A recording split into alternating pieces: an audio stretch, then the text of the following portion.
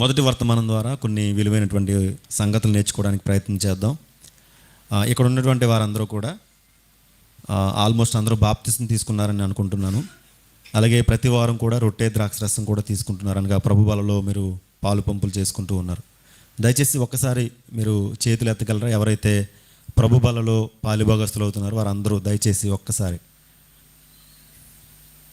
ఇక్కడ గ్యాప్ ఉందంటే ఇక్కడ చాలామంది బాప్తిసం తీసుకోలేదు.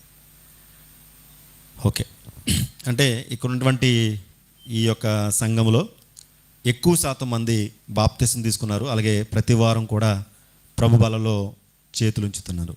ఓకే, అయితే మీ అందరికీ తెలుసు అనుకుంటున్నాను అసలు మనము ప్రభు బల అనేది ఎందుకు తీసుకోవాలని.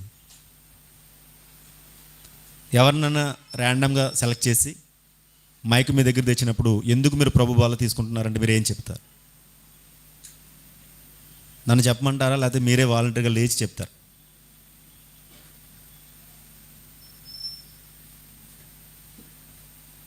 ప్రభు బలను ఎందుకు తీసుకుంటున్నారు? ఎవరైనా ఎందుకు తీసుకోవాలి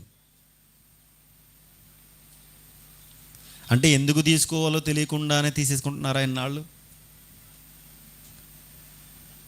ఎందుకు తీసుకోవాలి? ఎందుకు యేసుక్రీస్తు వారు ప్రవేశపెట్టారు? ఎందుకు యేసుక్రీస్తు వారు దీనిని చేయుడని చెప్పాడు? యేసుక్రీస్తు వారు ఎందుకు ఈ కార్యక్రమాన్ని ప్రవేశపెట్టారు? దీని ద్వారా ఏమైనా చెప్పాలనుకుంటున్నారా? లేకపోతే ఒకవేళ చెప్పాలనుకుంటే ఏమి చెప్పాలనుకుంటున్నాడు అనేది మనం ఆలోచన చేయాలి. ఈ ప్రభు బల ద్వారా దేవుడు మనతో ఏమి చెప్పాలనుకున్నాడు? అసలు మీరు ప్రభు బల ఎందుకు తీసుకుంటున్నారు? దేని కొరకు మీరు ప్రభు బలలో చేతులు ఉంచుతున్నారు ప్రతి వారం? చాలా ఇంపార్టెంట్ ఇది. చరిత్ర మీకు తెలిసినా తెలియకపోయినా ఒకవేళ పర్వాలేదేమో, కానీ ఇది చాలా ఇంపార్టెంట్, చాలా ప్రాముఖ్యమైనది. ఎంత ప్రాముఖ్యమైనదంటే మన అవయవాలు ఒకవేళ చూసుకుంటే మన అవయవాలు అనేవి చేతులు ఉంటాయి, కాళ్ళు ఉంటాయి, కనిపించే అవయవాలు, కనిపించిన అవయవాలు ఉంటాయి. మన అవయవాలలో ప్రధానమైనది గుండె. అవునా? గుండె లేకపోతే ఇక మనిషి లేడు. హార్ట్. గుండె ఎంత ప్రధానమైనదో ప్రభు బల కార్యక్రమం కూడా క్రైస్తవ జీవితానికి అంత ప్రాముఖ్యమైనది, ప్రధానమైనది. కానీ చాలామంది బాప్తిసం తీసుకున్న తర్వాత ప్రతి వారము మనం ప్రభు బల కార్యక్రమాన్ని చేపడుతున్నాం కదా. ప్రభు బల కార్యక్రమంలో చాలామంది ఎందుకు తీసుకుంటున్నారో తెలియకుండానే ప్రభు బల కార్యక్రమం చేపడితే దేవుడు మనల్ని మంచాన్ని పట్టిస్తాడు. ఈ విషయం మాత్రం మర్చిపోకూడదు. దేవుడు మనల్ని మంచాన్ని పట్టిస్తాడు, రోగాలు పాలు చేస్తాడు, బలహీనపరుస్తాడు. ఇది తెలియకుండా చాలామంది నేను బాప్తిసం తీసుకున్నాను గనక తీసుకోవడానికి అర్హుడు అని తీసుకుంటున్నారా? ఎందుకు ప్రవేశపెట్టాడు? ప్రభు వల్ల ఎందుకు ఆయన ప్రవేశపెట్టాడో ఒకసారి మనం ఆలోచన చేస్తే, ఈరోజు బైబిల్ ఒక్కటిగా ఉన్న 66 పుస్తకాలు కదా. నా చేతిలో ఉన్నది 66 పుస్తకాలు, మీ చేతిలో ఉన్నది కూడా 66 పుస్తకాలు. ప్రొటెస్టెంట్ బైబిల్ అంటారు దీన్ని. ప్రపంచంలో చాలా రకాల బైబిల్ ఉన్నాయి, కానీ ఎక్కువ శాతం అనుసరించేవారు ప్రొటెస్టెంట్ బైబిల్ 66 పుస్తకాలు. ఈ 66 పుస్తకాలు కలిగినటువంటి మనమందరము బైబిల్ ఒకటే, కానీ బైబిల్ అనుసరించే క్రైస్తవులు మాత్రం విభిన్న రకాలుగా వివిధ విధానాలను అవలంబించి రకరకాలుగా ఈరోజు ప్రభు బలను అర్థం చేసుకున్నారు.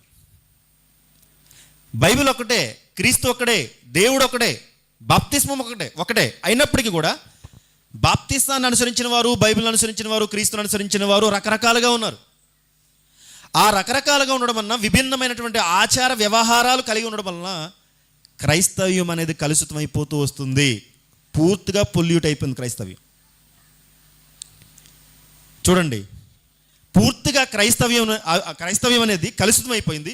ఈ కలుషితమైపోయిన క్రైస్తవ్యంలో ప్రభు బలం ఎందుకు తీసుకోవాలో తెలియకుండానే చాలామంది ప్రభు బలం తీసుకుంటూ ఉన్నారు. మీరు అనుకోవచ్చు, తెలియకుండా తీసుకోవడం వల్ల ఏదైనా నష్టం ఉందంటే చాలా పెద్ద నష్టమే ఉంది. ఎంత పెద్ద నష్టం అంటే, ఒక మనిషికి క్యాన్సర్ వస్తే ఏం నష్టం అండి అని చెప్పగలమా? ఒక మనిషికి క్యాన్సర్ వస్తే అతనికి ఏం నష్టం లేదని అని చెప్పగలమా? ఎంత పెద్ద నష్టం ఒక వ్యక్తికి క్యాన్సర్ వస్తే. అతని లైఫ్ స్పాన్ అంటే జీవితకాలం తగ్గిపోతుంది. మన కళ్ళ ఎదురుగుంటానే అతని అవయవాలన్నీ కూడా తినివేయబడి, మన కళ్ళ ఎదురుగుంటానే కండలు కలిగిన వాడు ఆరిపోయి, మన కళ్ళ ఎదురుగుంటానే రక్తం కక్కుకుంటూ ఒక క్యాన్సర్ పేషెంట్ చచ్చిపోతున్నప్పుడు మనకి ఎలా అనిపిస్తుంది? అంటే క్యాన్సర్ చాలా ప్రాముఖ్యమైనది, క్యాన్సర్ అనేది రోగం అనేది భయంకరమని మనకు తెలిసినప్పుడు ప్రభు బల్ల కార్యక్రమంలో కూడా ఒకవేళ మనం తెలియకుండా తీసుకుంటే లేదా అనాలోచితంగా తీసుకుంటే, ఒకవేళ ఆచార వ్యవహారంతో కూడిందే తీసుకుంటే చాలా ప్రమాదమే ఉంది. అందుకే ఈ వారం ఇది చెప్పడానికి నేను ఇష్టపడ్డాను ప్రభు బల్ల గురించి. ఎందుకంటే చాలామందిని గమనిస్తున్నప్పుడు మన దగ్గరకు రొట్టె ద్రాక్షరసం వచ్చినప్పుడు, ఆయన శరీరము రక్తం వచ్చినప్పుడు చాలామంది మరి వారు హృదయంలో ఏమనుకుని తీసుకుంటున్నారో నాకు తెలియదు, కానీ చాలామంది, ఎక్కువ శాతం మంది ఒక మాట అంటున్నారు. ఏడు తెలుసా? నేను పాపని అని ఏడుస్తున్నారు చాలామంది. ఎందుకో తెలుసా? వాళ్ళ హృదయంలో పశ్చాత్తాపడుతున్నారు. అసలు దేవుడు పశ్చాత్తాపడడానికి రొట్టె ద్రాక్షరసం ఇచ్చాడా? నేను పాపని అని పాపపు ఒప్పుకోలు చేసుకోవడానికి రొట్టె ద్రాక్షరసం తీసుకోవాలా? చాలామంది తెలియకుండానే తీసుకుంటున్నారు. అసలు ఎందుకు యేసుక్రీస్తు వారు ఇది ప్రవేశపెట్టారు? ఇది మనం ఇక్కడి నుంచి దర్యాప్తు ప్రారంభిద్దాం. ఎందుకు ప్రభు బలను ప్రారంభించాడు?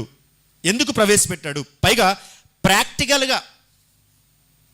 ప్రాక్టికల్గా మనకు అర్థం కావాలంటే, ఉదాహరణకి ఒక తండ్రి ఉన్నాడు, తండ్రికి నలుగురు కొడుకులు ఉన్నారు. నలుగురు కొడుకులు ఎప్పుడు కలిసి ఉండాలనేది తండ్రి కోరిక. ఎప్పుడు కొట్టుకోకుండా, గొడవలు పెట్టుకోకుండా, ఒకరి మీద ఒకరు అబండాలు వేసుకోకుండా ఎప్పుడు కూడా కలిసి ఉండాలన్నటువంటిది ఆలోచన, తండ్రి ఆలోచన. కానీ తండ్రి ఆలోచనకు విభిన్నంగా ఈ నలుగురు కొడుకులు ఎలా ఉన్నారంటే కొట్టుకుంటున్నారు, గొడవలు పెట్టుకుంటున్నారు, ఒకరంటే ఒకరికి పడడం లేదు. తండ్రి ఒక పాట నేర్పించాలి వీళ్ళకి. కొట్టుకుంటున్న నా కొడుకులకు, ఒకరంటే ఒకడు పడనటువంటి నా కొడుకులకు ఒక పాఠం నేర్పించాలి. ఏ పాఠం నేర్పించాలని ఆలోచన చేసి నలుగురు కొడుకుల్ని రమ్మని చెప్పి ఒక్కొక్క కొడుక్కి ఒక్కొక్క కర్ర ఇచ్చాడు, స్టిక్. ఒక్కొక్క కొడుక్కి ఒక్కొక్క కర్ర ఇచ్చి ఏమన్నాడంటే విరవమని చెప్పాడు. వెంటనే వారు ఒక్కొక్క కొడుక్కి ఒక్కొక్క కర్ర ఇచ్చేసరికి, ఒక స్టిక్ ఇచ్చేసరికి వెంటనే విరిచేశారు చాలా సులువుగా. అంటే ఒక్కొక్కరి చేతికి ఒక్కొక్క కర్ర ఇస్తే వెంటనే సులువుగా విరిచేశారు. కానీ ఇప్పుడు తండ్రి అందరినీ ఒకేసారి కొన్ని కర్రలను బాగా కట్టి, ఒరిజిగా ఎక్కువగా కట్టి విరవమన్నాడు. నలుగురు కొడుకులు ఎక్కువగా ఉన్నటువంటి ఆ కర్రలను, కట్టినటువంటి కర్రలను, ఆ యొక్క బలంగా ఉన్నటువంటి ఆ కర్రలను విరవలేకపోయారు. తండ్రి ఏం చెప్పాలనుకున్నాడు? తండ్రి అసలు వారికి కర్రలు విరిచారో లేదో చూడడానికి అది పెట్టాడా? వాళ్ళు విరుస్తారా లేదో, కర్రలు విరుస్తారా లేదో అని చెప్పడం కోసం అది మాట్లాడా? కాదు. వారికి ఏం చెప్పాడంటే తండ్రి ఐక్యమత్యం కోసం చెప్పాడు. లోకంలో ఒక సామెత ఉంటుంది కదా, ఐక్యమత్యమే మహాబలం. అదే విధానం కొడుకులకి ఒక పాఠం నేర్పించాలి. నోటితో చెప్తే వినరు వాళ్ళు, ప్రాక్టికల్ చూపించాలి. అందుకే ఒక్కొక్క కర్ర ఇచ్చినప్పుడు, ఒక్కొక్క స్టిక్ ఇచ్చినప్పుడు వారు వెంటనే విరిచేశారు. కానీ అన్ని కర్రలు కలిపి కట్టి విరమని చెప్పినప్పుడు విరవలేకపోయారు. కారణం ఐక్యమత్యంగా ఉంటే ఎవడు మిమ్మల్ని ఏమనలేడు అని చెప్పడం కోసం. అంతే కదా? ఐక్యమత్యంగా ఉంటే ఎవడు ఏమనలేడు, ఎవడు ఏమి చేయలేడు. ఐక్యమత్యంగా ఉండాలి, గొడవలు పెట్టుకోకూడదు అని తండ్రి ఎలాగైతే కొడుకులకు ఒక లెసన్, ఒక పాఠం నేర్పించాడో, ప్రభు అయిన యేసుక్రీస్తు వారు తాను అప్పగింపబడిన రాత్రి, అంటే ఆయన తర్వాత రోజు ఆయన శిలువ మరణానికి వెళ్ళిపోయే ముందు ఆ రాత్రి ఆయన ఏం చేస్తాడంటే శిష్యులను పిలిచి, శిష్యులు కూడా ఒక ప్రాక్టికల్గా చెబితే వినేటువంటి విధానం కాదు అది, ప్రాక్టికల్గా చేసి చూపించాలి. ఎందుకంటే మనుషులకు ప్రాక్టికల్ అంటే బాగా అర్థం అవుతుంది థియరీ కంటే. అందుకే కెమిస్ట్రీలో కానీ, మనకి జువాలజీలో కానీ, బోటనీలో కానీ, లేకపోతే ఫిజిక్స్లో కానీ కొన్ని ప్రాక్టికల్స్ ఉంటాయి, కొంత థియరీ కూడా ఉంటుంది. చాలామందికి ప్రాక్టికల్లో ఎక్కువ మార్కులు వస్తాయి. కారణం చూసిన దాన్ని బట్టి, ప్రాక్టికల్గా చేసిన దాన్ని ఎక్కువగా మనుషులు ఇష్టపడుతుంటారు, వెంటనే వారికి అర్థమవుతూ ఉంటుంది. అందుకే ప్రాక్టికల్గా తండ్రి తన కొడుకులకి కర్రలు ఇచ్చి విరవమన్నాడు, విరవలేకపోయారు. ఒరిజిగా ఉన్నటువంటి కర్రలు ఐక్యమత్యం కోసం చెప్పాడు. ప్రభు అని యేసుక్రీస్తు వారు కూడా ఏం చెప్పాలనుకున్నాడంటే శిష్యులందరూ కూడా ఐక్యమత్యంగా ఉండాలి, సహవాసం కలిగి ఉండాలి, ఏక మనసు కలిగి ఉండాలి, ఒకే ఉద్దేశంతో ఉండాలి అని చెప్పడం కోసం ప్రభు అని యేసుక్రీస్తు వారు ప్రవేశపెట్టారు. కానీ సమాజం ప్రభు బల్ల గురించి అడిగితే ఏమని ప్రశ్నలు, అంటే అడిగేటువంటి ప్రశ్నలు ఎలా ఉంటాయంటే, గ్రేప్ జ్యూస్ ఉంది చూసారా, గ్రేప్స్ కొని తీసుకురమ్మంటారా, లేకపోతే బయట అమ్మే జ్యూస్ కొని తెమ్మంటారా? ఇది ప్రశ్న. రొట్టెను ముక్కలు చేసి ఇమ్మంటారా, లేదా రొట్టెను కాల్చమంటారా, లేదా రొట్టెను ఇంకో రకంగా ఏమైనా తీసి తెమ్మంటారా? ఇది. గ్రేప్ జ్యూస్ ఒకే గ్లాసులో పోయమంటారా లేదా చిన్న చిన్న గ్లాసుల్లో పోయమంటారా? చూసారా? అంటే ఆలోచించవలసిన దానిపై మనసు లేదు, అనవసరమైనటువంటి పనికిరాని విషయాల మీద మనసు ఉంది ఈరోజు మనుషులకు. ఓ గ్లాసులో తెమ్మంటారా, చిన్న చిన్న గ్లాసులో తెమ్మంటారా? రొట్టెని కాల్చమంటారా, లేకపోతే పైన కాల్చి తెమ్మంటారా? జ్యూస్ తెమ్మంటారా, లేకపోతే గ్రేప్స్ తీసుకొచ్చి కొన్ని తెమ్మంటారా? ఇలా రకరకాల ప్రశ్నలు వేసి దాన్ని ఎలా తీసుకోవాలనేది ప్రతి ఒక్కరు ఆలోచిస్తున్నారు. కానీ అసలు ప్రభువు బలి ఎందుకు తీసుకోవాలో ఈరోజు ప్రపంచానికి, సమాజానికి, క్రైస్తవులకు ముఖ్యంగా అర్థం కాలేదు. ప్రశ్నలు చూడండి ఎలా ఉంటాయో. తెల్ల బట్టలు వేసుకు తీసుకోవాలా, రంగురంగు బట్టలు వేసుకు తీసుకోవాలా? ఆలోచించేయండి. ప్రభు బలను ఎందుకు ప్రవేశపెట్టాడు? సమాజంలో ప్రభు బల గురించి వచ్చేటువంటి ప్రశ్నలు ఏంటి? ఇవన్నీ అసలైన ప్రశ్న వాళ్ళకి రాదు, అసలైనటువంటి అవగాహన వారికి లేదు. దేని మీద అవగాహన ఉందంటే గ్లాసుల మీద, దేని మీద అవగాహన ఉందంటే ఆ రొట్టె మీద, దేని మీద అవగాహన ఉందంటే ద్రాక్షరసమా లేదా గ్రేప్ జ్యూసా లేదా బయట మీద, దీని మీద మనసు ఉంది తప్ప వాస్తవంగా ఆలోచించవలసిన దాని మీద మనసు లేదు. దేవుడు ఎంత ఇంపార్టెన్స్ ఇచ్చాడో మనకు బైబిల్లో ఉంది. మత్తయి సువార్త 20వ అధ్యాయం 20వ వచనం చూస్తే, మత్తయి సువార్త 20వ అధ్యాయం 20వ వచనం.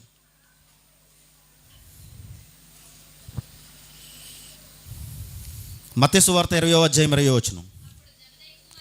అప్పుడు జబదయి కుమారుల తల్లి తన కుమారులతో ఆయన యొద్దకు వచ్చి నమస్కారం చేసి ఒక మనవి చేయబోగా, చూడండి, జబదయి కుమారుల తల్లి ప్రభువైన యేసుక్రీస్తు వారి దగ్గరికి వచ్చి తన కుమారులతో ఆయన యొద్దకు వచ్చి నమస్కారం చేసి ఒక మనవి చేయబోగా, ఒక రిక్వెస్ట్, ఒక మనవి చేయబోగా నీవేమి కోరుచున్నామని ఆయన అడిగాడు. అంటే ఒక కోరికతో వచ్చిందని ఆయన గ్రహించాడు. జబదయి కుమారుల తల్లి ఒక కోరికతో వచ్చింది. ఆ కోరిక ఏంటనేది అడుగుతున్నాడు చూడండి. అందుకు ఆమె, నీ రాజ్యమందు ఈ నా ఇద్దరు కుమారుల్లో ఒకడు కుడివైపును ఒకడు నీ ఎడమ వైపును కూర్చుండ సెలవు ఇవ్వమని ఆయనతో అనను. ఎలాంటి కోరిక ఉందో తెలుసా?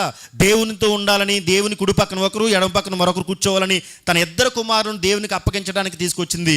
ఒక కోరికను అడుగుతుంది. అప్పుడు ఏమడుగుతున్నాడు ఆయన? అందుకు యేసు, మీరేం అడుగుచున్నారో అది మీకు తెలియదు. మీరేం అడుగుచున్నారో మీకు తెలియదు అంటే తెలియదు అంటున్నాడంటే అర్థం చేసుకోండి, తెలియదు అంటున్నాడు ఇక్కడ. వీళ్ళు ఏం అడుగుతున్నారు? ఒక సింహాసనం అడుగుతున్నారు. సింహాసనం మీద కుడివైపు ఒకడిని ఎడమవైపు ఒకడిని అడుగుతున్నప్పుడు యేసుక్రీస్తు వారు అన్నారు, మీరు ఏం అడుగుచున్నారో మీకు తెలియదు. ఈరోజు మనకు తెలియదు ప్రభు బల ఎలా తీసుకోవాలో, దేని కొరకు తీసుకోవాలో. ఈరోజు మనకు తెలియదు. మనల్ని అడుగుతున్నాడు దేవుడు, ఎందుకు తీసుకుంటున్నారో మీకు తెలుసా అన్నప్పుడు మనం కూడా ఈరోజు తెల్ల మొక్కలు వేసుకుని చూస్తున్నాం. ప్రభు బల ఎందుకు తీసుకోవాలో కూడా మనకి కూడా అర్థం కావటం లేదు. ఎందుకంటే ఇది చాలా ప్రాముఖ్యమైనది. అంటే పరలోకం ఇక్కడ అడుగుతుంది, పరలోక రాజ్యం గురించి అడుగుతుంది, ఒక రాజ్యం గురించి అడుగుతుంది. రాజ్యము అడిగితే వచ్చేది కాదు. అర్థమవుతుందా? శాలరీ అడిగితే వస్తుందా? శాలరీ, మీరు పని చేస్తున్నారు కదా, జాబ్ చేస్తున్నారు కదా, పని చేయకుండా నెలంతా ఖాళీగా ఉండి ఇంట్లోనే ఉండి శాలరీ ఇవ్వండి అంటే ఏం చేస్తాడు? శాలరీ ఇస్తాడా? శాలరీ అడిగితే వచ్చేది కాదు, కష్టపడితే వచ్చేది. పరలోకం అంటే అడిగితే ఇచ్చేవాడు కాదు, పరలోకం అంటే కష్టపడితేనే వస్తుంది పరలోకం. ఇక్కడ జబదయి కుమారుల తల్లి వచ్చి ఎలా అడుగుతుందంటే, ఆమె కోరుకుంది పరలోకం వెళ్ళాలని, పరలోక రాజ్యం వెళ్ళాలని కోరుకుంది, కానీ ఎలా వెళ్ళాలో తెలియదు. ఈయన ఏమన్నాడంటే, ఎలా వెళ్ళాలో తెలిస్తే పరలోకం వస్తుంది. ఈరోజు ప్రతి ఒక్కరికి చెప్తున్నాడు, పరలోక రాజ్యం అంటే అందరికి ఇష్టమే, అందరికి వెళ్ళాలని ఉంటుంది. అందరూ పరలోకం వెళ్ళాలంటే ఎవరు వద్దంటారు చెప్పండి? పరలోకం ఇస్తానంటే ఎవరు వద్దంటారు? పరలోకం వెళ్ళాలని అందరికీ ఉంటుంది, కానీ ఎలా వెళ్ళాలో తెలియాలి. ఎలా వెళ్ళాలో తెలియాలంటే ఖచ్చితంగా ప్రభు వల్ల పరమార్థం మనకు తెలిసి ఉండాలి. జబదయి కుమారుల తల్లి వచ్చి అంటుంది, నీ కుడి పక్కన ఒకడిని ఎడం పక్కన ఒకడిని కూర్చోబెట్టుకోమంటే ఆయన అంటున్నాడు, మీరు ఏం అడుగుచున్నారో మీకు తెలియదు అని చెప్పి తర్వాత ఏమన్నాడు? నేను త్రాగబో గిన్నెలోనిది మీరు త్రాగగలరా అని అడగగా వారు త్రాగగలమనిరి. శిష్యులకు అక్కడ ఉన్నవారు వెంటనే త్రాగగలమనరి అంటే అర్థం ఏంటి? ఆ గిన్నెలో ఏముందో ఆ గిన్నె ఏంటో వారికి తెలియకనే త్రాగగలమన్నారు తప్ప నిజానికి ఆ గిన్నెలో ఏముందో తెలిస్తే, గిన్నె ఎంత భయంకరంగా ఉంటుందో వారికి తెలిస్తే, లేదా గిన్నె ఎంత లోతుగా, లేకపోతే గిన్నె అనేది ఎంత ప్రమాదకరంగా, లేకపోతే గిన్నె అనేది ఎంత శ్రమలతో కూడిందో వారికి తెలియకుండానే వారు త్రాగగలమన్నారు తప్ప నిజంగా గిన్నె అంటే మనం ఉపయోగించే పాత్ర లాంటి గిన్నె కాదు ఇది. ఈ గిన్నె కాదు ఇది. ఈరోజు మనం రొట్టె ద్రాక్షరసాన్ని చాలా అవలీలగా ఒక విధంగా చెప్పాలంటే, ఒక పాట పాడినా లేదా ఒక మాటలు చెప్పినా వెంటనే అవలీలగా మనం రొట్టె ద్రాక్షరసం తీసుకుంటున్నాం, కానీ దాని వెనకాల చాలా పరమార్థం ఉంది. గమనించండి, రొట్టె ద్రాక్షరసం అనగా ప్రభు బల్ల పరమార్థం, లేదా ప్రభు బల్లలోని ఎవరైతే చేతులు ఉంచారో వారు ఖచ్చితంగా ప్రభు బల్ల గురించి తెలిసే ఉండాలి. తెలుసుకుని ఉండాలి. అలా కాకుండా ఆచారబద్ధంగా బాప్తిసం తీసుకున్నాను కాబట్టి నేను తీసుకుంటున్నాను అనేటువంటి మాట చల్లదు. కొంతమంది పాపపు ఒప్పుకోలు చేస్తున్నారు. అసలు పాపపు ఒప్పుకోలుకి రొట్టె ద్రాక్షారసానికి ఏమైనా సంబంధం ఉందా? కొరింథీయులకు రాసిన పత్రికలో ఏమన్నాడు తెలుసా? జ్ఞాపకం చేసుకోమన్నాడు. ఏమని ఆయన జ్ఞాపకం చేసుకోమన్నాడా, పాపాలను జ్ఞాపకం చేసుకోమన్నాడా? కానీ చాలామంది పాపాలని, నేను పాపను ప్రభువా పాపాన్ని ఒప్పుకొని తీసుకున్నారా? పాప ఒప్పుకోలు అది వేరే సందర్భం, అది అయిపోయింది. పాప ఒప్పుకోలు అయిపోయింది. మారు మనసు పొందవు. క్రీస్తు శిష్యుడిగా నువ్వు అడుగుపెట్టావు. క్రీస్తు శిష్యుడిగా అడుగుపెట్టిన తర్వాత దేవుడు నీకు ఒక రిమెంబర్గా ఒక గిన్నె, ఒక పాత్ర ఎత్తుకుని, ఆ గిన్నెలో చూడండి ద్రాక్షరసం ఉంచి ఒక రొట్టెని ఎత్తుకుని ఇదంతా చేస్తున్నాడంటే ఒక రిమెంబర్గా నీ పాపాలు జ్ఞాపకం చేసుకోమని కాదు, ఆయన మరణాన్ని శిష్యులకి ఏం చెప్తుంటే ఇక్కడ మరణాన్ని జ్ఞాపకం చేసుకోమన్నాడు. మరణం అంటే ఇప్పుడు యేసుక్రీస్తు వారు మరణించాడు, మరణాన్ని జ్ఞాపకం చేసుకోమట్లేదు, ఆయన ఎలా మరణించాడో జ్ఞాపకం చేసుకోమన్నాడు. చూడండి, కన్ఫ్యూజ్ అవ్వకండి. మరణాన్ని జ్ఞాపకం చేసుకోవడం అంటే ఆయన ఎలా మరణించాడో, ఆయన ఎలా మరణించాడో తెలియాలంటే ఖచ్చితంగా తెలియాలి. ఎందుకంటే యేసుక్రీస్తు వారు మరణం పొందుతున్నటువంటి సమయంలో ఆ శిలువ ప్రయాణంలో శిష్యులు అక్కడ లేరు, పారిపోయారు. దూరం నుంచి చూసినప్పుడు కూడా ఆయన ఎలా మరణిస్తున్నాడో వారికి అర్థం కాదు. ఇప్పుడు ఆయన ఎలా మరణిస్తున్నాడో తెలిస్తే, ఎలా మరణించాడు ఆయన? ఒక రొట్టె ఎలాగైతే మనం ముక్కలుగా తీసినప్పుడు ఎలాగైతే రొట్టె ముక్కలైపోయి పీలికలు అయిపోతుందో, ఆయన శరీరం కూడా ఎలా అయిపోయింది? ముక్కలైపోయింది. అలా చేసేసారు ఆ రోమన్స్. ఆయన ఎలా మరణించాడో మనకి ఖచ్చితంగా తెలియాలి. ఎందుకంటే మనము భవిష్యత్తులో ఆయన మరణాన్ని, ఆయన సమాధిని, ఆయన పునరుద్ధానాన్ని ప్రకటించవలసిన వారమైన, దట్ ఈస్ గాస్పల్, సువార్త చెప్పవలసిన వారమై ఉన్నాం. సువార్త చెప్పాలి అంటే మన భుజాలపై ఒక కర్తవ్యం, ఒక బాధ్యత ఉంది. అంటే రొట్టె ద్రాక్షరసం తీసుకుంటున్నటువంటి మనము కేవలము ఇక్కడ ఉండి ప్రార్థన చేసుకుని పాప ఒప్పుకోలు చేసుకుని వెళ్ళిపోవడం కుదరదు. గాస్పల్ చేయాలి, సువార్త చెప్పాలి. ఇదే ప్రభు బల్ల యొక్క పరమార్థం. అంటే గాస్పల్ చేయాలి. గాస్పల్ ఎలా చేయాలండి? మాకు వేదికలు ఇవ్వడం లేదంటే వేదికలు ఇవ్వాల్సిన అవసరం లేదు, వేదికల మీద చెప్పవలసిన లేదు. గాస్పల్ అంటే మీ ఉద్యోగ స్థలాల్లో చెప్పచ్చు. గాస్పల్ అంటే మీ ఇంటి దగ్గరే కొంతమంది స్త్రీలను పోగు చేసి కూడా చెప్పచ్చు.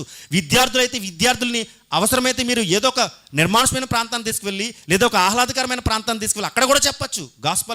గాస్పల్ అంటే కేవలం వేదికల మీద చెప్పేదే గాస్పల్ కాదు. గాస్పల్ అంటే ఎలాగైనా చెప్పచ్చు, ప్రాక్టికల్గా చెప్పచ్చు, థియరీ రూపంలో చెప్పచ్చు, ఎలాగైనా చెప్పచ్చు. కానీ ఖచ్చితంగా మాత్రం గాస్పల్ చేయాలి. ఆలోచించండి. గాస్పల్ చెప్పమంటే మీరు ఎప్పుడు చూసినా గో అన్నట్టుగా ఉన్నారు తప్ప గాస్పల్ విధానంలో లేరు. వదిలేస్తే వెళ్ళిపోదాం అన్నటువంటి విధానంలో ఉన్నారు తప్ప గాస్పల్ చెప్పడానికి ఎవరు ఇష్టపడుతున్నారు చెప్పండి?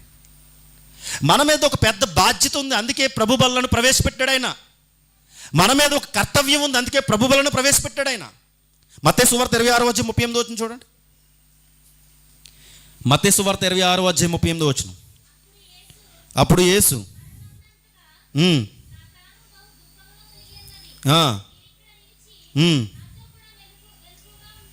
అప్పుడు యేసు మరణమగునంతగా నా ప్రాణం బహు దుఃఖములో మునిగి ఉన్నది, మీరు ఇక్కడ నిలిచి నాతో కూడా మెలుగుగా ఉండని వారితో చెప్పి కొంత దూరం వెళ్ళి సాగిలపడి, నా తండ్రి సాధ్యమైతే ఈ గిన్నె నా యొద్ద నుండి తొలగిపోనిమ్ము. సాధ్యమైతే అనేటువంటి మాటను చూసారా?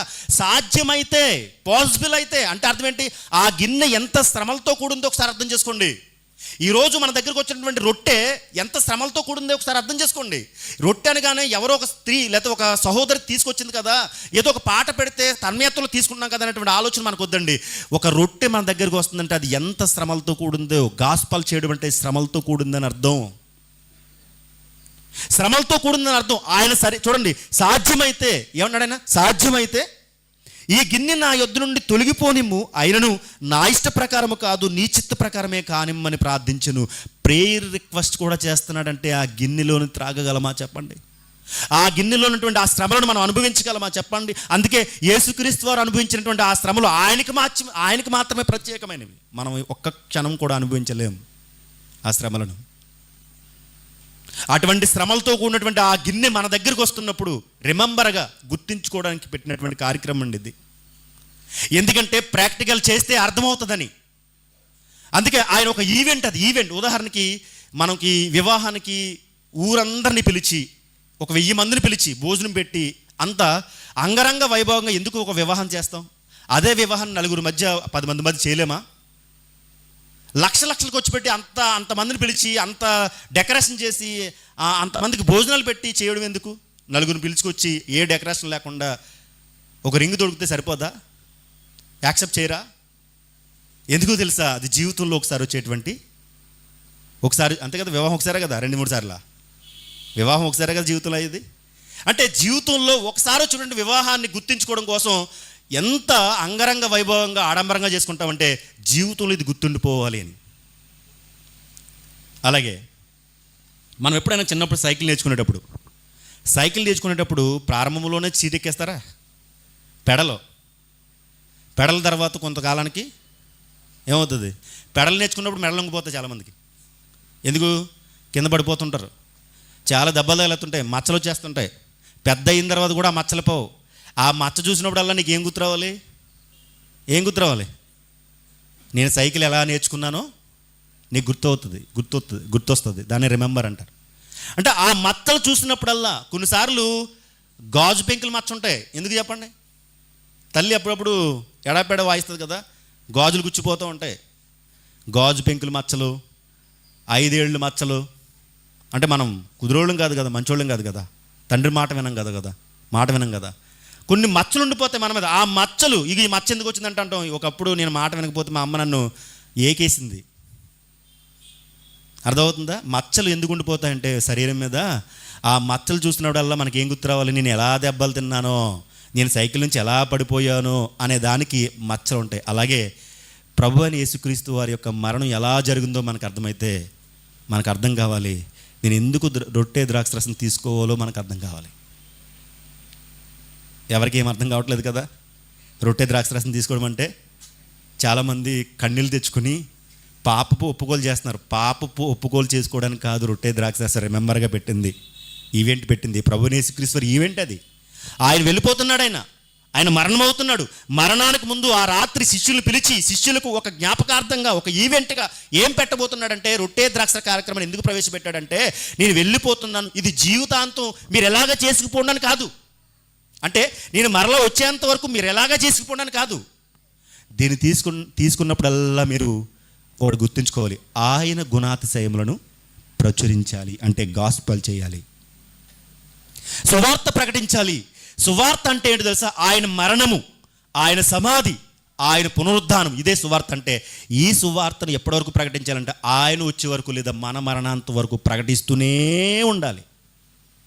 బట్ ఇక్కడ తీసుకున్నటువంటి రొట్టె ద్రాక్షరసం తీసుకున్న సహోదరులలో సహోదరిమణులలో ఎక్కువ మంది సువార్త చేయడం లేదు. అవునా కదా? Yes or no? సువార్త చెప్పడం లేదు. మరి సువార్త మనం చెప్పకపోతే ప్రభువైన యేసుక్రీస్తు వారిని ఎలా ప్రకటించాలి? ఎవరు ప్రకటిస్తారు? మన మీద ఇంత బాధ్యత ఉంది కదా, మన మీద ఇంత కర్తవ్యం ఉంది కదా. ఇప్పుడు కంపెనీ వాడు మనకు జీతం ఇచ్చినప్పుడు, సాలరీ ఇచ్చినప్పుడు కంపెనీ వాడు తరపున పని చేస్తామా, లేకపోతే జీతం తీసేసుకుని మనము పని చేయకుండా ఉంటామా చెప్పండి? జీతం ఇస్తున్నందుకు రాత్రులు పగలు కంపెనీ వాడు తరపున అంత పని చేసినప్పుడు, ప్రభు అయిన యేసుక్రీస్తు వారు మనం కొన్నందుకు, రక్తం ఇచ్చి కొన్నందుకు, ప్రభు అయిన యేసుక్రీస్తు వారు మన కొరకు ప్రాణం పెట్టినందుకు మనం ఏం చేయాలి? ఆయన పక్షాన మనం పని చేయాలి కదా. పైగా యేసుక్రీస్తు వారు మరణాన్ని గుర్తు చేసుకోండి. యేసుక్రీస్తు వారు మరణించింది ఆయన కొరక లేదా మన కొరక?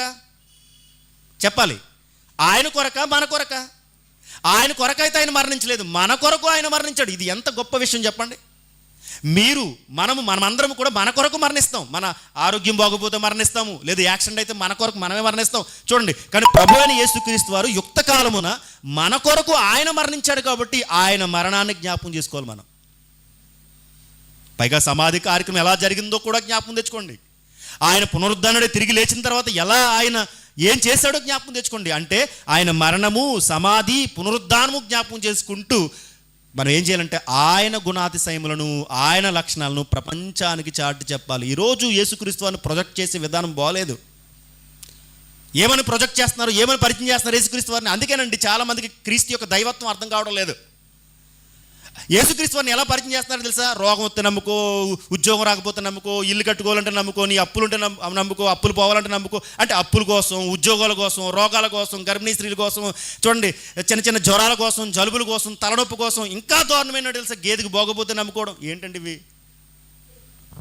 యేసుక్రీస్తు వారిని అలా నమ్ముకోవాలా? అలా చెప్పడం వల్ల సమాజంలో యేసుక్రీస్తు వారి యొక్క డిగ్నిటీ తగ్గిపోతుంది కదా. ప్రభువైన యేసుక్రీస్తు వారు వచ్చింది కేవలం రోగాలు తీయడం కన్నా, గాస్పల్ చెప్పడం వల్ల ఎంత మేలో తెలుసా?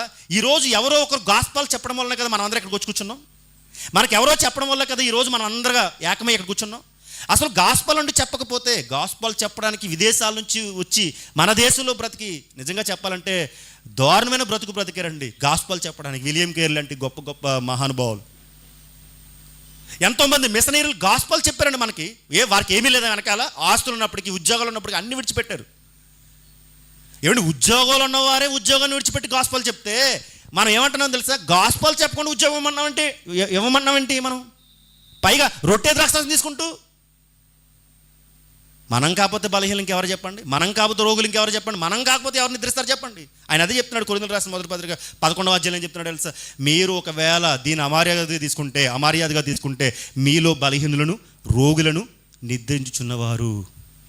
ఎంత వార్నింగ్ ఇస్తున్నాడు తెలుసా? చాలా ఇంపార్టెన్స్ ఇది. పరలోకం గురించి ఎవరికి అర్థం కావట్లేదు. పరలోకం గురించి ఆమె అడిగిందంట. పరలోకం చేరాలంటే, అనగా పరలోక రాజ్యంలో ఒకడు నీ సింహాసనం మీద కుడి పక్కన ఎడం పక్కన కూర్చోవాలంటే ఆయన అన్నాడు, ఏం అడుగుతున్నారు? మీకు అర్థమవుతుందా? మీకు తెలుస్తుందా? మీకు తెలియదు. ఈరోజు కూడా మనకు తెలియదు. ఏం తెలియదు? రొట్టె ద్రాక్షరసం ఎందుకు తీసుకుంటున్నాం మనకు తెలియదు. తెలియకుండానే తీసేసుకుంటున్నాం. అందుకే దేవుడు ఏం చేస్తున్నాడంటే మనల్ని బలహీనపరుస్తున్నాడు. రోగాల పాలైపోతున్నాం. మనం ఒక విధంగా చెప్పాలంటే చచ్చిన శవాలైపోయాం. గమనించండి, ఆయన ఎందుకు తీసుకోమంటున్నాడో ఇక్కడ చెప్తున్నాడు. కొరింథీయులకు రాసిన మొదటి పత్రిక ముగించుకోవచ్చు.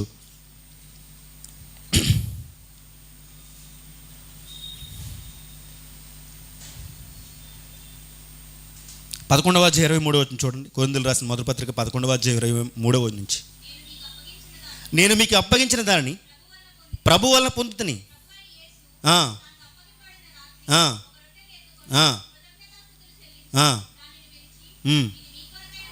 ఇది నీ కొరకైన నా శరీరం, నన్ను జ్ఞాపకం చేసుకున్నట్టుగా దీనిని చేయడని చెప్పాను. ఆ ప్రకారమే భోజనమైన పిమ్మట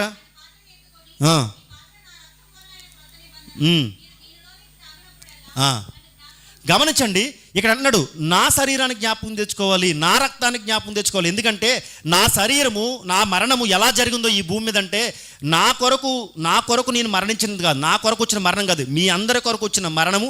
ఆ మరణం ఎలా జరిగిందో తెలుసా? ఆ మరణానికి ముందు నా శరీరాన్ని ఆ వీధులలో, ఆ ప్రాంతంలో ఈ శరీరాన్ని ఎలా దుల్లగొట్టారో తెలుసా? ఎలా నలగొట్టారో తెలుసా?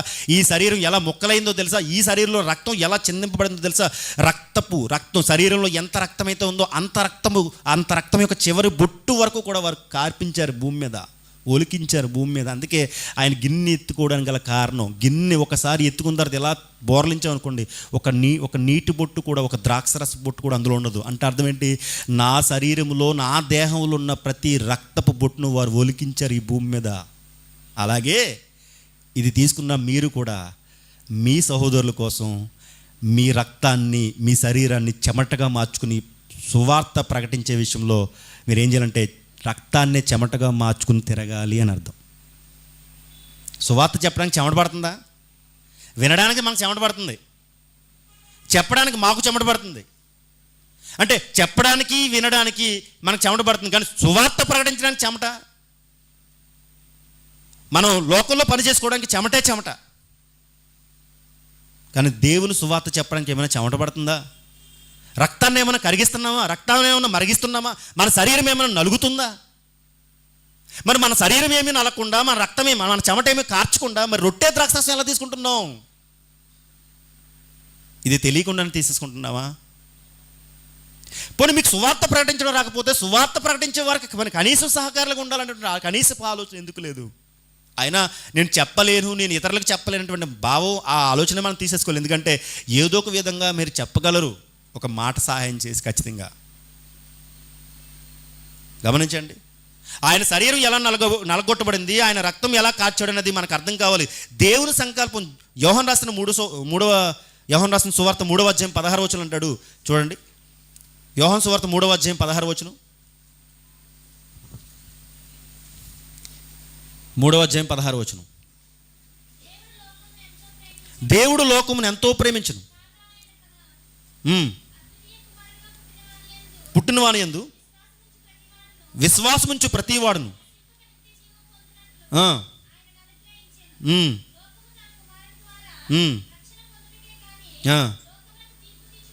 ఉమ్. ఆ. ఆయన యందు విశ్వాసం ఉంచువానికి చూడండి, యేసుక్రీస్తు వారిని మనకు అనుగ్రహించాడంటే కారణం ఏంటో తెలుసా? మనము ఆయన శరీరాన్ని, ఆయన రక్తాన్ని మనకు అనుగ్రహించాడు గల కారణం ఒకటే, ఏంటో తెలుసా? మనము కూడా సహోదరుల కొరకు ప్రాణం పెట్టాలి అని. మనం కూడా మన శరీరము, మన రక్తాన్ని కూడా దేవునికి దారబోయాలి అని, మన శరీరాన్ని సజీవంగా ఆయనకి సమర్పించుకోవాలి అని. ఎన్ని మాటలు ఉన్నాయండి బైబిల్లో? కానీ మనకు చీమ కుట్టినట్టు కూడా ఉండలేదు కదా. అరే నేను గాస్పాల్ చెయ్యాలనేటువంటి ఆలోచన మనకు లేదు కదా. మనము క్రీస్తుని ధరించుకున్నవారు, ఈ మాట మర్చిపోకూడదు, క్రీస్తుని ధరించుకున్నవారు క్రైస్తవులు అంటారు. మరి క్రీస్తుని ధరించుకోవడం అంటే అర్థం ఏంటి? క్రీస్తుని ధరించుకోవడం అంటే ఆయన లక్షణాలు కూడా ధరించుకోవడం కదా అర్థం. ఆయన ఎలా పనిచేస్తాడో అలా పని చేయాలని కదా అర్థం. ఆయన ఎలాగైతే, ఆయన శరీరం ఎలాగైతే ఈ భూమి మీద నలిగిపోయిందో అలా నలిగిపోవాలని కదా అర్థం. ఆయన రక్తము ఎలాగైతే చివరి బొట్టు వరకు కారిందో మన రక్తం కూడా అలా కారాలని కదా అర్థం. మరి ఆయన ధరించుకోవడం అంటే అర్థం ఏంటి? అంటే ఆయన పేరు పెట్టుకుని తిరగడమా, లేదా క్రైస్తవుడు అనిపించుకోవడమా? కానే కాదు కదా.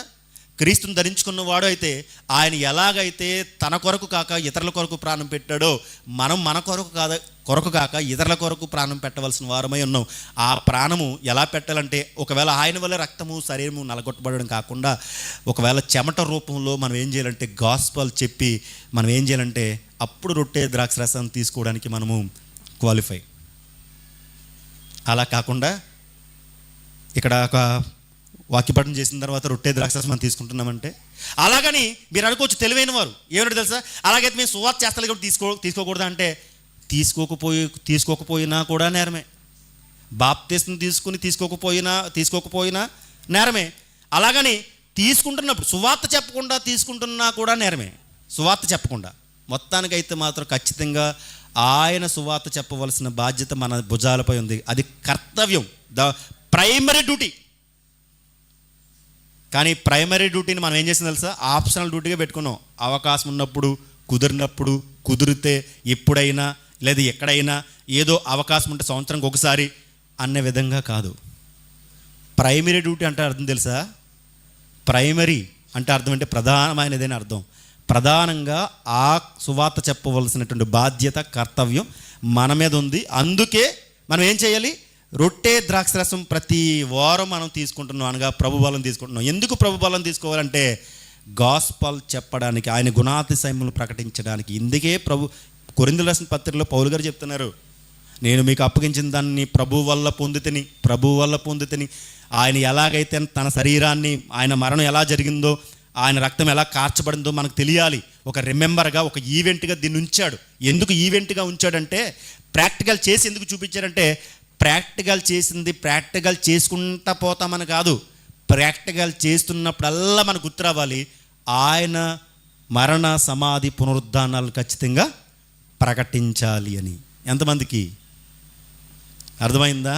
ఒకవేళ ఎవరైనా అమర్యాదగా తీసుకుంటే, దానికి చెప్తున్నాడు ఆయన కొరింథీయులకు రాసిన పత్రికలో, ఎవరైనా అమర్యాదగా తీసుకుంటే, ఎవరైనా పరీక్షించుకోకుండా తీసుకుంటే వారు బలహీనులు, వారు రోగులు, కొంతమంది అయితే నిద్రించుచున్నవారు, అంటే కొంతకాలానికి కనబడరు అని అర్థం. ఎందుకు తీసుకోవాలి? చెప్పాలి. ఎందుకు తీసుకోవాలి? మరలా ఎందుకు తీసుకోవాలి? ఎలా తీసుకోమన్నాం అన్నది సెకండరీ. ఎందుకు తీసుకోవాలన్నదే ప్రాముఖ్యం. దాన్ని మర్చిపోయారు అందరూ. ఎలా తీసుకోవాలి అంటే గ్లాసులా, చిన్న గ్లాసులా, పెద్ద గ్లాసులా, ఇతర పాత్రలా, ఇవి కాదు సెకండరీ ఇవన్నీ. కానీ ఎందుకు తీసుకోవాలో చాలా ప్రాముఖ్యమైన. ఎందుకు తీసుకోవాలంటే ఆయన మరణ సమాధి పునరుద్ధానములంగా గాస్పలను, ఆయన గుణాతిశయములను, ఆయన లక్షణాలను ఈ సమాజానికి తెలపవలసిన బాధ్యత, కర్తవ్యం మన భుజాలపై ఉంది. ఇది వాస్తవం. ఎంతమంది తీసుకున్నారు ఇది చార్జ్? ఎంతమంది తీసుకున్నారు ఈ కర్తవ్యం? కానీ మన ప్రధాన కర్తవ్యం ఏంటి తెలుసా? ప్రధాన కర్తవ్యం దేవుణ్ణి అడగాలి, అడిగిందని పొందుకోవాలి. ఏంటి? దేవుని శరీర సంబంధమైన మెటీరియల్ బ్లెస్సింగ్స్ ఇవి కావాలి మనకి. ఈ అంత్యకాలంలో, ఈ చివరి దినాలలో ఆయన రాకడ అతి సమీపంలో ఉండగా కూడా మన మనస్సు చూడండి ఏమాత్రం చలించడం లేదు కదా. ఇంకా లోక సంబంధమైన వాడికి ఆయన ఎంతగా మనము శోధిస్తున్నామో తెలుసా? ఇంకా లోక సంబంధమైన వాడికి ఏమంటే లోక సంబంధమైన అడగడానికి కాలం చెల్లుబాటు అయిపోయింది, కాలం లేదు. అతి తక్కువ సమయం మాత్రమే ఉంది. ఆయన రాకడ చాలా దగ్గరలో ఉంది. అలాంటప్పుడు మరి ఆయన గురించి చెప్పవలసిన బాధ్యత మనకు లేదా? రాజ్య సువార్తను ప్రకటించవలసిన బాధ్యత మనకు లేదా? పరలోక రాజ్యం గురించి చెప్పవలసిన బాధ్యత మనకు లేదా? ఆలోచించండి. కర్తవ్యం కాదా ఇది? ఇది తెలుస్తలేదు. కారణం 199 సంఘాలలో దీని గురించి చెప్పడం లేదు. దేని గురించి చెప్తున్నారు? ఎక్కడ చూసినా సారీ, ఒకవేళ ఎవరైనా లైవ్లో ఉపవాస ప్రార్థనలు పెట్టేవారు చూస్తున్నప్పుడు వారికి క్షమించండి, కానీ ఎక్కడ ఉపవాస ప్రార్థనలు పెట్టినా ఒకటేనండి ఒకటేనండి మాట, యేసయ్య నమ్ముకో నీకు పలానాది వస్తుంది. ఇదే మాట. ఇందాక పాట పాడారు వర్షిప్లో, దేవుడు చూడండి, యేసయ్య ఏమైనా చేయగలడా? ఏమైనా చేస్తాడు. మరి ఆయన కొరకు నువ్వేం చేస్తావు? ఆయన ఏదైనా చేయగలడు, కానీ ఆయన కొరకు నువ్వేం చేస్తావు? ఏం చేస్తావు ఆయన కొరకు? ఏమీ చెయ్యం. మనం ఏమీ చెయ్యం, కానీ దేవుడు మాత్రం ఏమైనా చేయాలా?